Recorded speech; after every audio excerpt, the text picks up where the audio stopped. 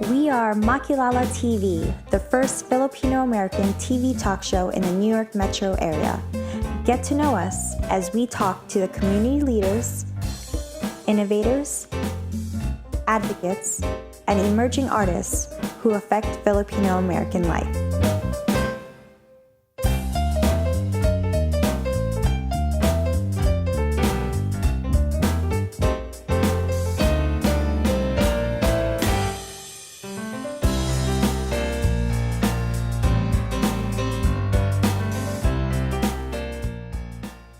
On Filipino-American History Month, celebrated every October, Philippine fashion and Filipino designers had their moment.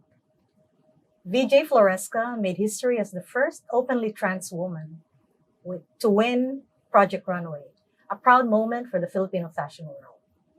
Then two talented designers who are with us today showcased their collections at New York Fashion Week.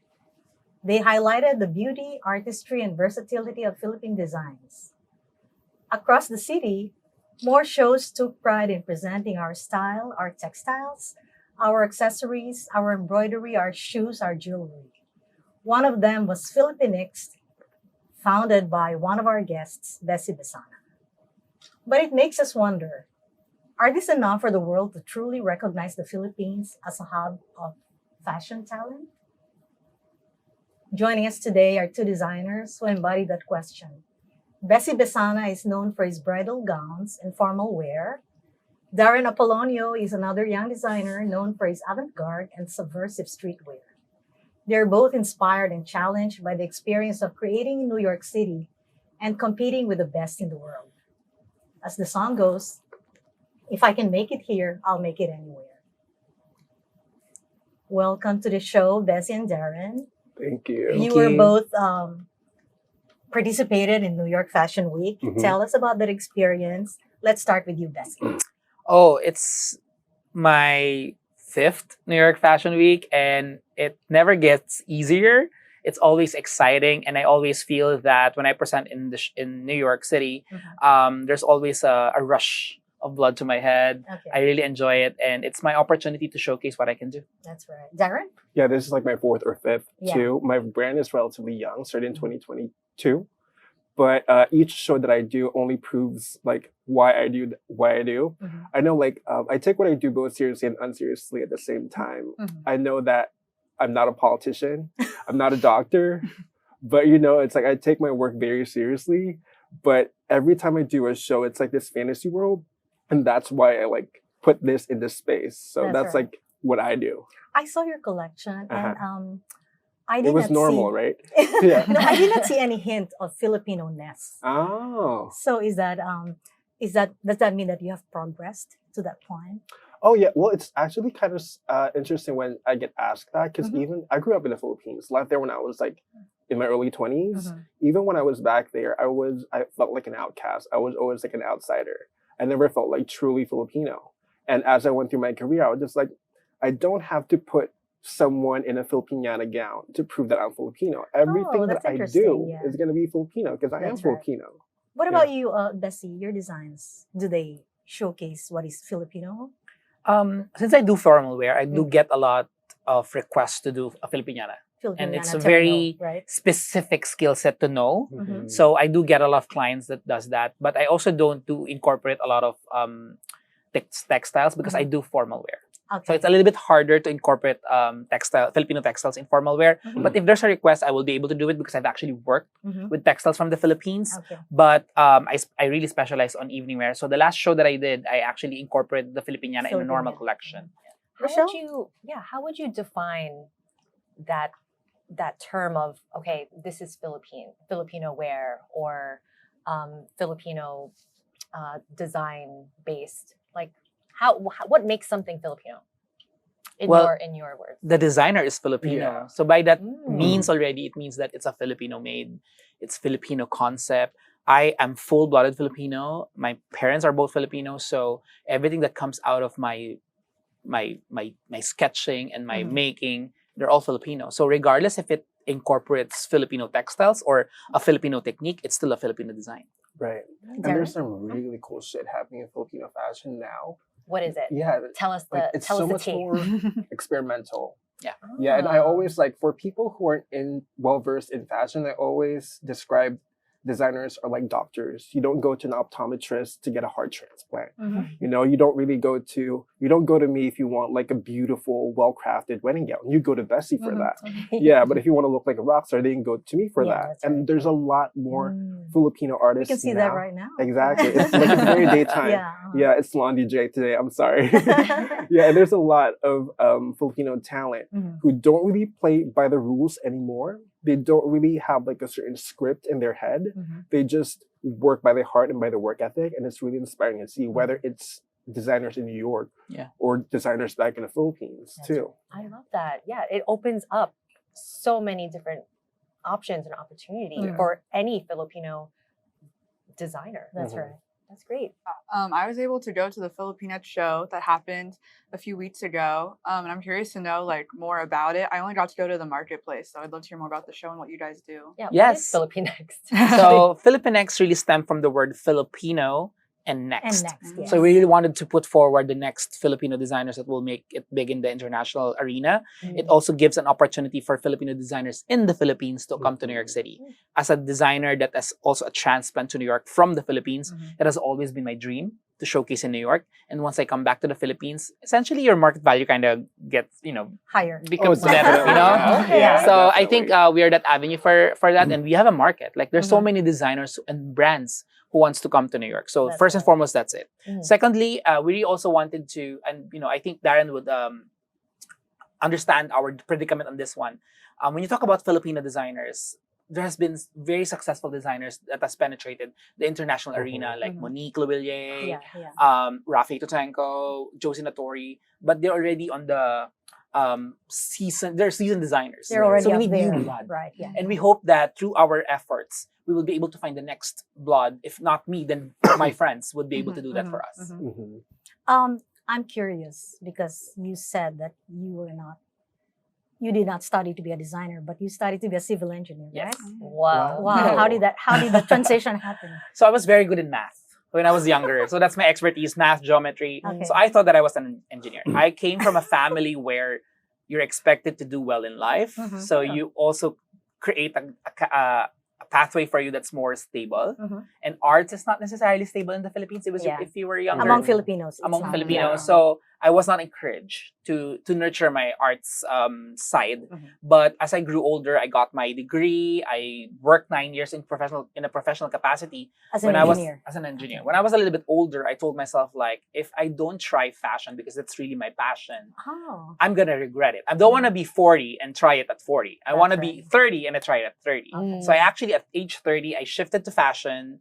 And I enrolled in a fashion school, so I actually got educated. Mhm. And then when I moved here, I actually went to Parsons as well. Oh, So I also okay. got educated in Parsons. Mhm. So I really felt that in the beginning, I had an imposter syndrome, Yeah. right? I would feel that, Sure. hindi talaga ako designer. But Yeah, I yeah. made sure that I actually studied to become a good designer. And What about you, Darren?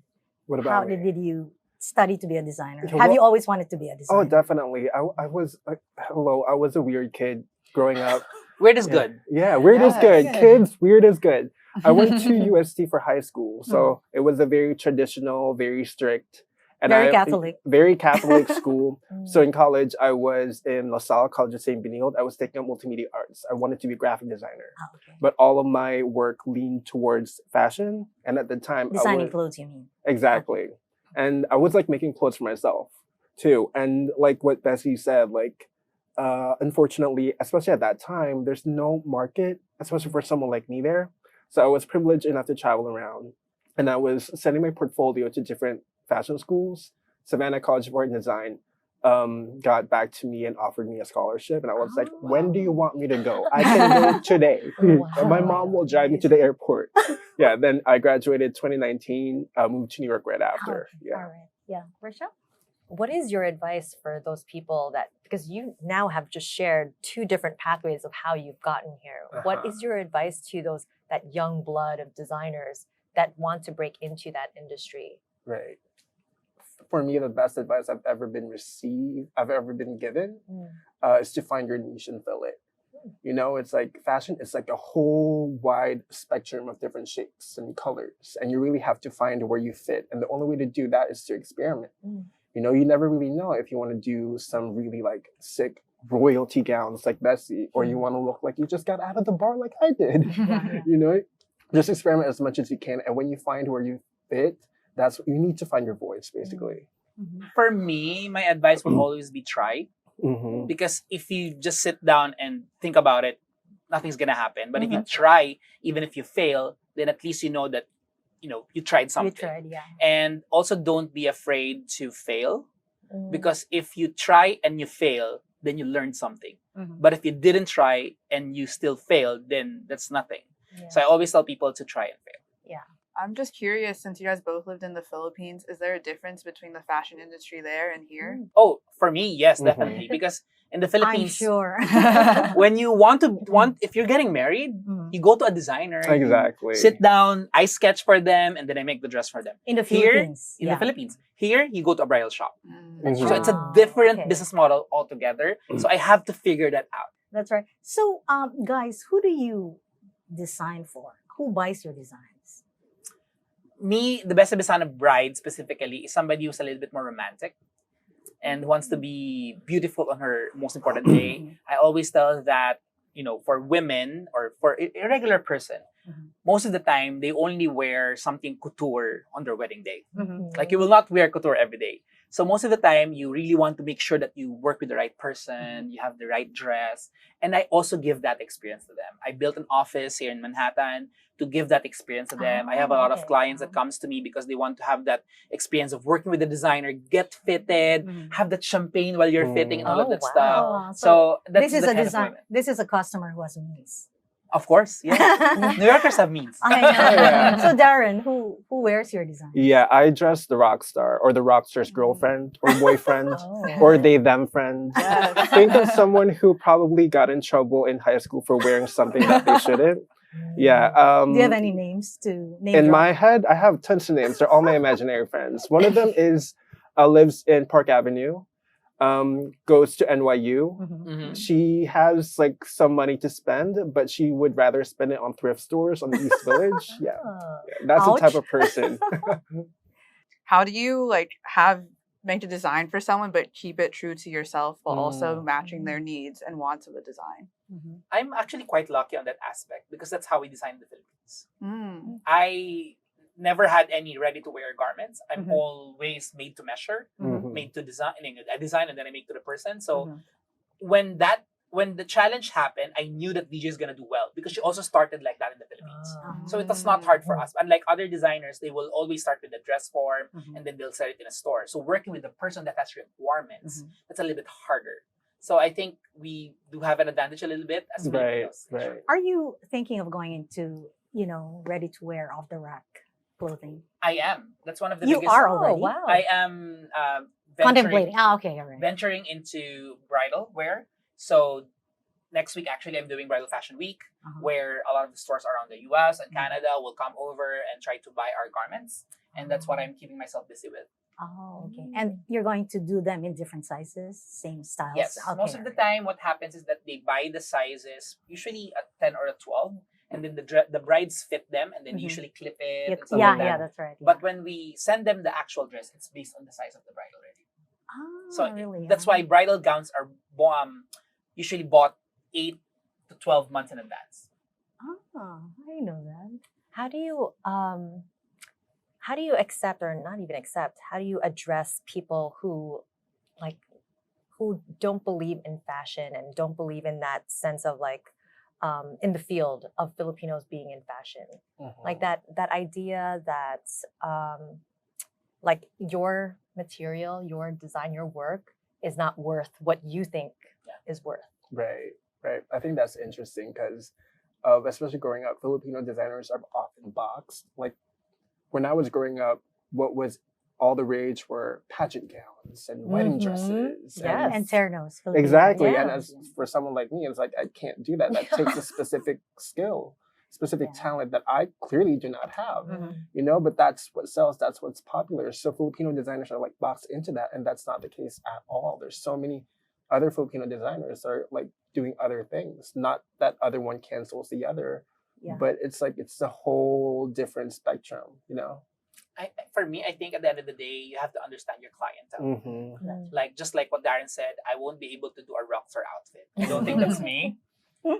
But if you are a bride and you really wanted to do wedding gowns, that's the range that I could provide. Mm-hmm. I also understand that not everybody is my client. Mm-hmm. There will be brides that will have a smaller budget. There will also be brides that would have humongous budget and would like all of the Swarovskis in their dress, which I also don't do.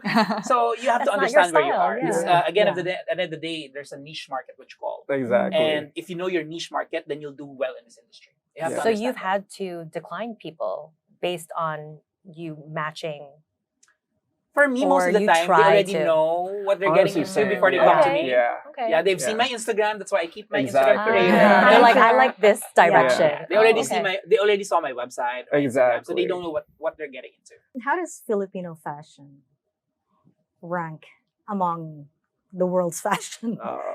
Are we? Do people recognize us as a fashion destination or something?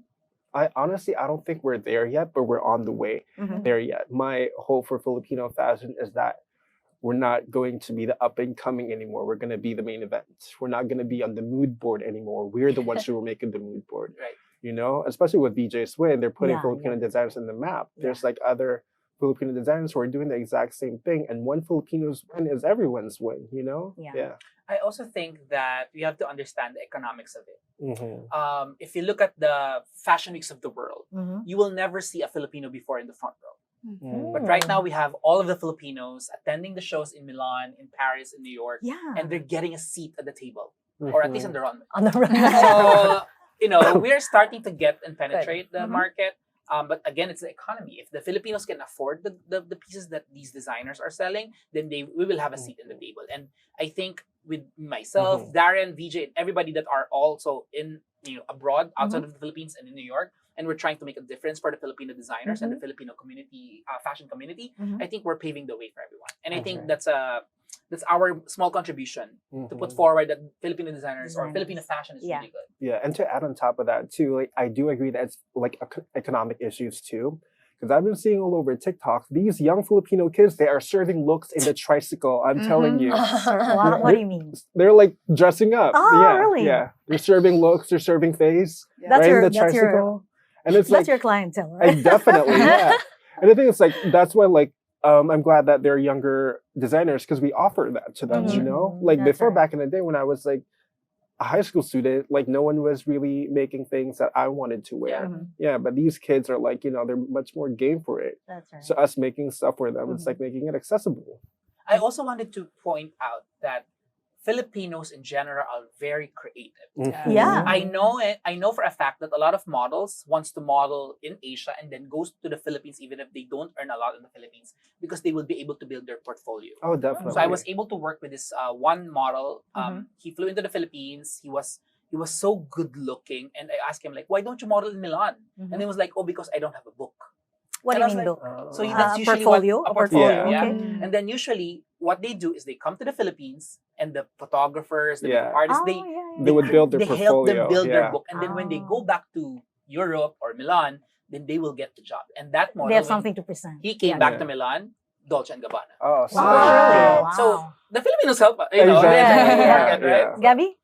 Yeah, something I'm curious about is how fashion sort of challenges the gender binary. If you guys have any thoughts on that.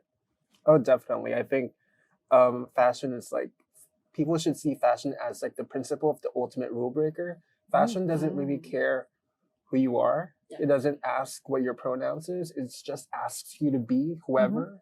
Like yeah, whatever your pronouns are, whatever person you want to be. You might not even want to be a person. You might want to dress up as an alien. That's like what fashion is, you know? Yeah, that's right. And I'm glad that nowadays, like we're much more well versed, not only in like gender identities and sexual like expressions that translates well into fashions now. Like there's so many guys who wear stuff like traditionally female, Yeah. you know, and they look macho as ever. Yeah, I'm very happy that fashion is an interpretation. yeah, And that's the first thing that you see in a person, what they're Yeah. wearing. yeah, Right? They don't ask you about your pronoun. exactly. But they will see like, oh, he's a guy, but he wants to wear a skirt. Maybe Yeah. that he's non-binary. Like, that's always the first thing that you point out in the mind. So what are the challenges facing designers? Now, Yeah. I think one of the challenges facing the designers is definitely just trying to get your foot in the door. You know, like What door though? the proverbial door that like does not allow people like us to get in. You know, Really? Because, Are we still Like being shows discriminated against? And not necessarily discrimination. It's just more of like an exclusivity kind Yeah. of thing, Mm. you know? Especially being like Filipino in America, like you often feel like there's like a club that you're not part of, you know? Oh, But okay. nowadays, like I like to think that like I'm one of those people who's like, I'm gonna give a shit if I'm not part of the club. I'll make my own club, you know? That's right. Yeah, but that's usually like the main challenges of being a Filipino designer in America. It's like the opportunities of getting into the door are much harder because people would see you like as like a forever foreigner, you know? Yeah. I attended the NYU graduation earlier this year, Uh-huh. and the speaker said that don't wait for somebody to validate you. Mm. Validate yourself. Ooh. And I took that to heart because that's what Filipinxt is. Mm-hmm. We're not asking somebody to give us a seat on the table. You're We're making giving- your own table. We're making Yeah. our own Yeah. desk. Yeah. So, Essentially. Yeah. do you have an unforgettable fashion moment Oh, for me, that you'd like to share? Oh, definitely. Biggest thing I've ever done, Project Runway, season 19. In 2021, 22, I was the youngest in my cast. I was a Oh. fresh graduate. Did you end up watching it? No, I don't Don't. watch.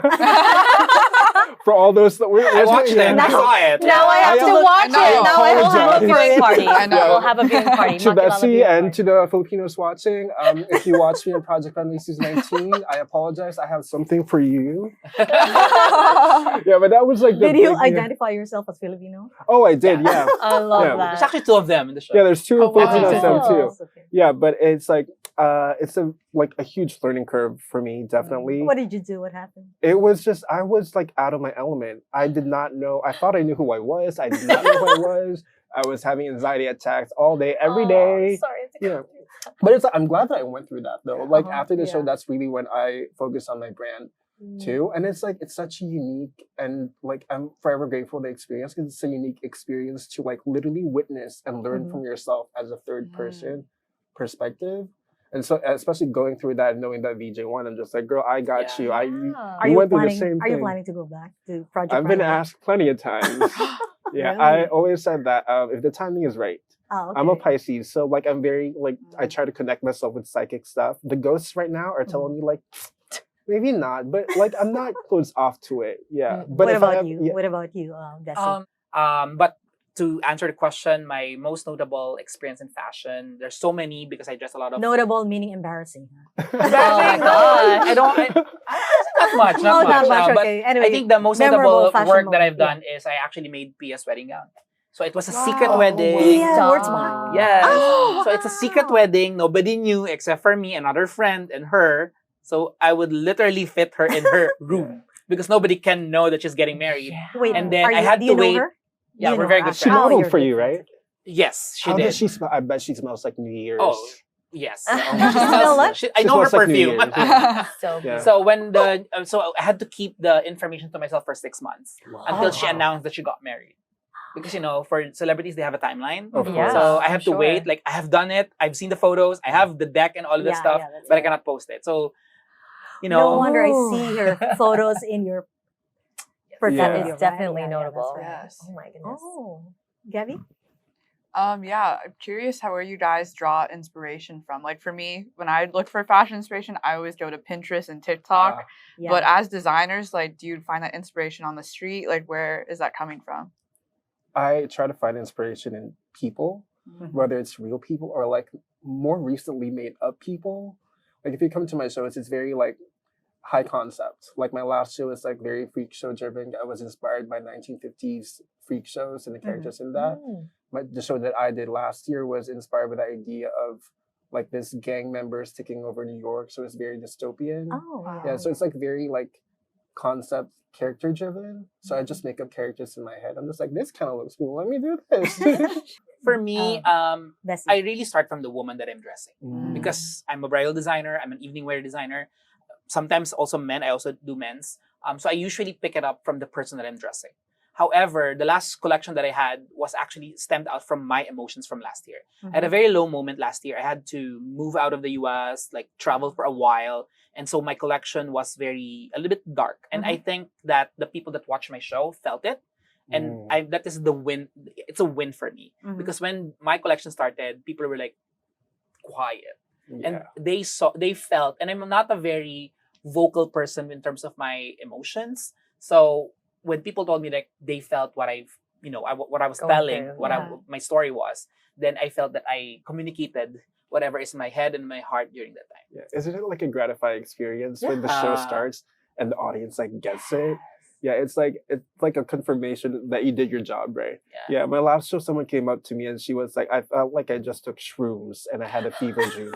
And I'm like, I was in that show. I was in your show. I was like, he's crazy. Yeah, someone was like, I feel like I took It was shrooms. really good, yeah. Darren. Thank Yeah. you. And I'm just like, thank you. You got it. That's what it The was. last look Uh-huh. was amazing. I Was had that the yeah. three-breasted? No, the Oh, It's a fully glitter. Yeah, because Oh, I okay. just had an idea. I'm The just glitter like, is in the same color of the garment. Yeah, Yeah, I it's was like, amazing. wouldn't it be cool if she's like naked head to toe, but like covered in glitter with just the same glitter hat? Yeah, and it was like that was like That would be hard Yeah. to take off. exactly. So I mean, like we had to do the logistics of it. That's What it actually was like a bodysuit, a silicone bodysuit, and I That's just right. added on glitter on Mhm. it, and I had to cover some parts of it because. Like I'm not the smartest person. I was trying it on like at my house, and I ripped a hole in it. Oh my God. Yeah, and as we were like fitting it on her, it was like the hole was getting bigger and bigger, and I'm just like, I'm gonna shut up. This is no one's fault but mine. That's your moment. Yeah, I wanted to find out from you both is the concept of a runway. Like you just mentioned the last look. Mhm.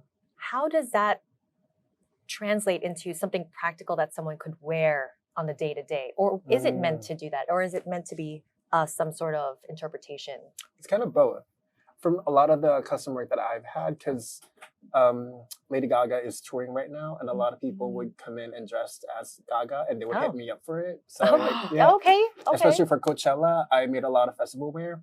But what they would usually do is that they would take the clothes from the runway as a reference image just to start off. I want something like this, but let's make it Los Angeles weather friendly. I've always Yeah. wondered that. Oh, thank you, gentlemen, for sharing your insights on where Philippine fashion stands at the moment and where it's headed. Remember these names, Bessie Besana and Darren Apolonio. They could well be the next Monique Louillier or Alexander McQueen. On behalf of my co-hosts, Rachelle and Gabby, thank you for watching.